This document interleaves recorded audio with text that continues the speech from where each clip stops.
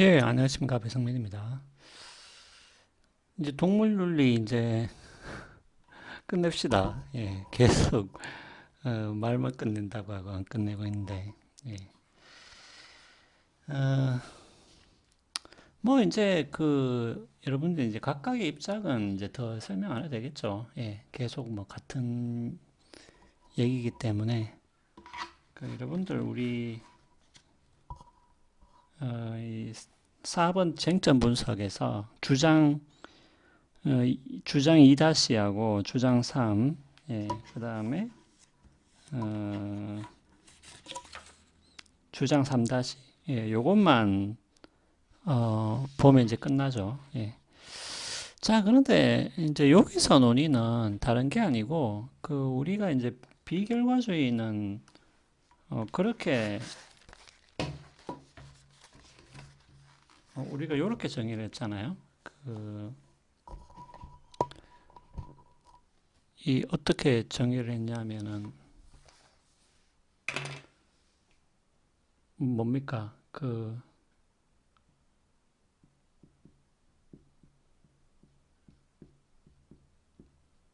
옳고 그르다라는 것이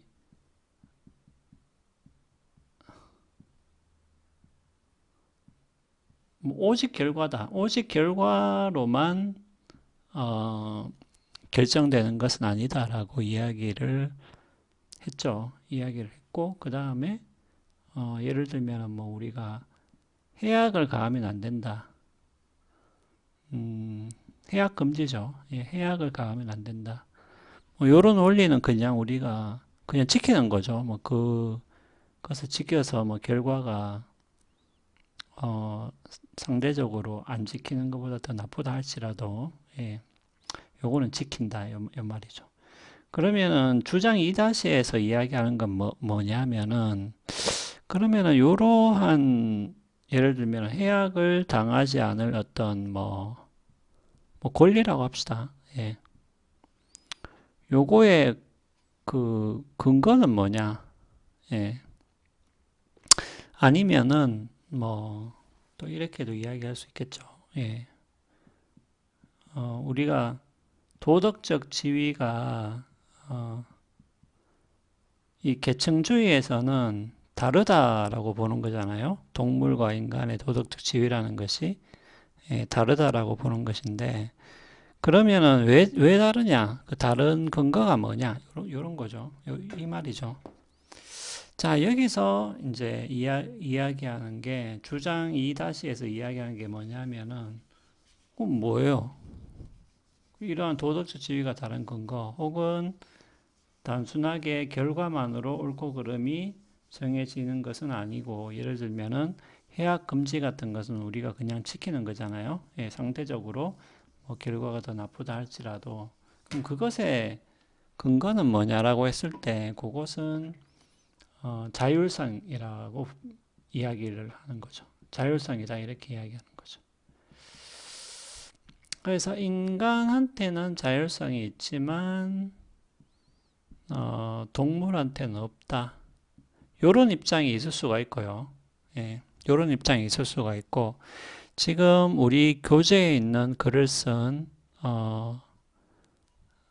케, 뭡니까? 케이건이죠. 케이건. 셸리 케이건이죠. 셸리 케이건 같은 경우에는 이제 정도의 차이를 인정을 하는 거죠. 예. 자, 그 말은 뭐냐면은 인간에게 자율성이 있는데 동물에게는 완전히 없냐? 완전히 없냐? 하면은 완전히 없진 않고 이제 정도의 차이가 있긴 있는데 인간만큼 인간이 더 자율성이 더 많다라고 보는 것이죠. 예, 요런 두 가지 입장이 있을 수가 있는데 셀리 케이건은 이 두 번째 입장이 조금 더 이제 합당하다라고 보는 것이죠. 왜 그러냐? 왜 동물한테는 자율성이 아예 없지가 않고 어느 정도 있다고 말을 할 수가 있는 것이냐라고 물었을 때는 어떻게 대답하느냐? 뭐 이것도 간단합니다. 예, 별로 어려운 건 없어요. 아니, 왜냐하면 예를 들면 자율성을 갖고 있다는 것은 우리가 선호가 있고요. 선호. 무엇이 무엇보다 더 좋다라는 선호. 그 다음에 두 번째는 선택. 그 다음에 선택에 따른 행동. 요 세 가지가 있을 때 우리가 자율성이 있다라고 이야기를 하는데 그러면 요 세 가지 요소들을 봤을 때 동물한테 자율성이 있나요, 없나요? 요렇게만 물으면 우리가 어느 정도는 있다라고 말을 할 수가 있다라는 것이죠. 왜 동물도 물론 뭐 동물 중에는 소위 말하는 아주 이제 하등한 동물도 있고요. 그래서 진짜 뭐 선호나 선택이나 행동을 한다고 보기 힘든 경우도 있지만은 조금 더 고등한 동물 같은 경우에는 뭔가를 선호를 하고 그 선호한 것을 선택을 해서 그러한 선택에 따라서 행동을 하는 것으로 보이죠. 예, 그렇기 때문에 인간만큼은 아닌데 그래도 동물도 어느 정도 자율성이 있다라고 말할 수가 있다. 이제 이렇게 보는 것이죠. 하지만은 주장 3 같은 경우에는 오히려 1번 입장을 지지하는 사람도 있다라는 것이죠. 예. 그러니까 2번처럼 정도의 차이가 있다고 보는 사람들은 이렇게 선호, 선택, 행동에서의 정도의 차이가 있기 때문에 동물한테 자율성이 아예 없는 것은 아니다 라고 이야기를 하는 것이고, 반대로 인간에게만 자율성이 있고 동물한테는 자율성이 없다라고 보는 사람도 있다라는 것이죠.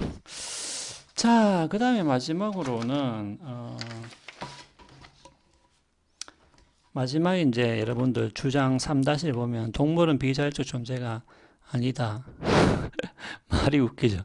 비자율적 존재가 아니다. 그러면 어느 정도는 자율적 존재라는 그런 뜻이 되겠죠. 네. 자, 근데 여기서 이제 이렇게 보는 거죠. 그러니까 인간한테만 있고 동물한테는 없다라고 보는 사람들은 그러면 왜 이 사람들이 이렇게 주장하느냐? 자, 자율성이라는 것이 선호, 선택, 행동이라 하더라도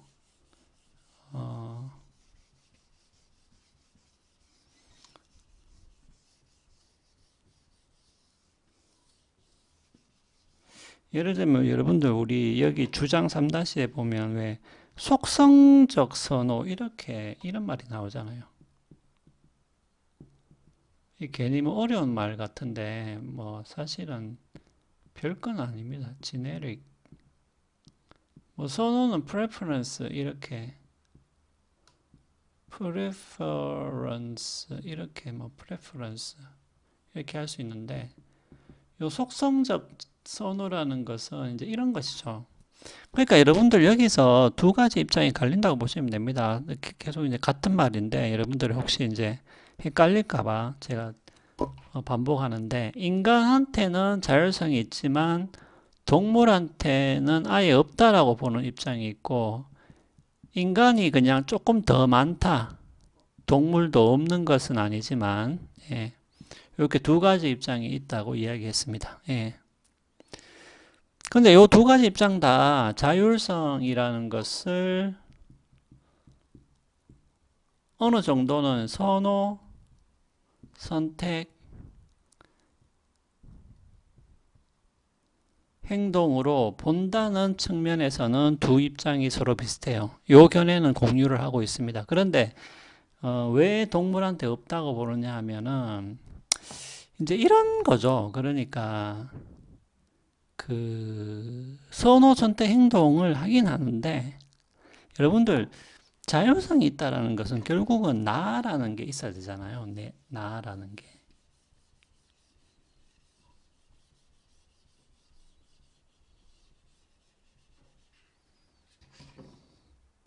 그러니까 나만의 그게 있어야 되죠. 나만의 뭐 똑같은 말인데 고유한이라는 게 뭐 또 그런 의미이기도 하죠.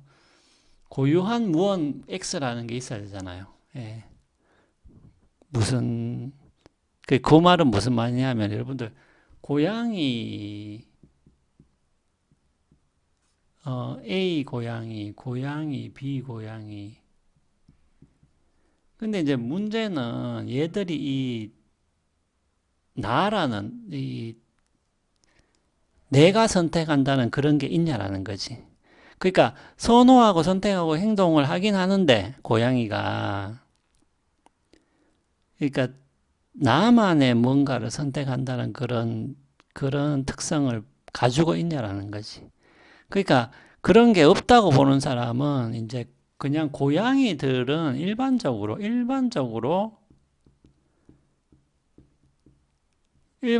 뭔가를 선호하고 선택하고 행동을 하는 것이지, 고양이라는 요런 이 동물 그 종류는 요러한 방식의 선호나 선택이나 행동을 하는 것이지, 나라는 어떤 내가 선택한다는 요런 식의 고유한 특성을 가지는 것은 아니다.